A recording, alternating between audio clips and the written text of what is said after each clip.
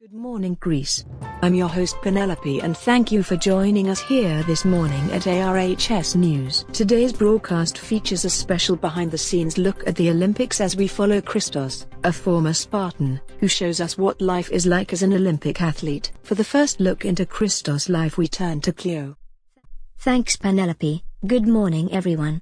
My name is Cleo and I'm here with Christos, a current Olympic athlete. I would like to welcome you all to the first ever Olympic Games. They have been dedicated to our King of Gods, and the King of the Sky, Zeus. I would like to thank Christos, who has volunteered to let us follow him around over the next 5 days to get a first look of what it takes to be an Olympic athlete. Thanks Cleo. Today's a big day, the start of the Olympics. But before I can even compete I first have to enter the stadium with the rest of the athletes where I will take my oath. I Christos, in the name of all the other competitors, promise that we shall take part in these Olympic Games, respecting and abiding by the rules. And that about sums up the first day of the Olympics.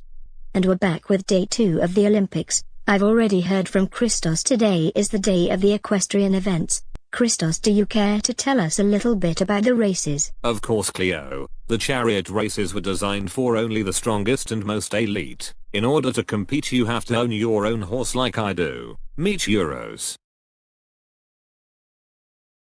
Euros, along with 3 of my other horses will pull my chariot taking me around the course for a total of 12 times. The first one to finish is the winner. This event is supposed to be the most dangerous of them all. There is high risk of crashing your chariot or even being run over by another man's horse. Wish me luck.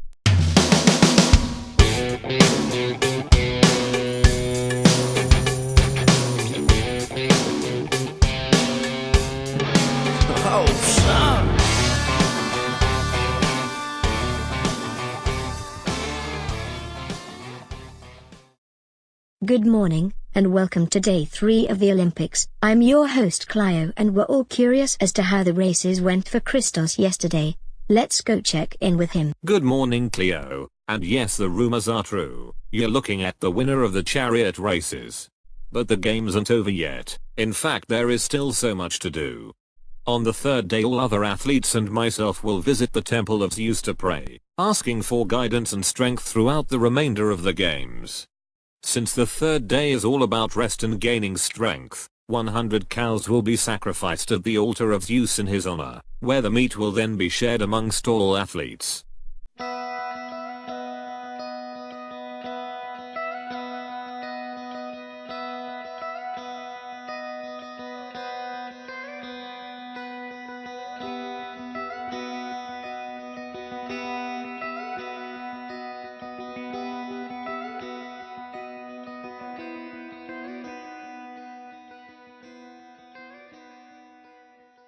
That was quite the feast yesterday. Good morning everyone and welcome back to coverage of day 4 of the Olympic Games. Let's check in with Christos to see what he's doing now. Good morning Cleo and welcome to the gym. As an athlete, this is where I spend most of my time when I'm not sleeping or eating. It's a good place to put on some muscle and have a chat with the guys. Plus there is a place here to learn to play music, read, and even do math. Today is day 5 of the Olympic Games when the closing ceremony will take place. All athlete victors will receive a crown made from olive branches. The most extraordinary athletes will have a statue put up in their honor that will remain in the Olympic Stadium for all other future athletes to look up to. Tonight we celebrate. The Olympic Games are over, food and drink for all. Thanks for having me Cleo, and thank you ARHS News for tuning into the life of an Olympic athlete. Thanks for the story, Cleo. And thank you for tuning in to ARHS News for this special broadcast.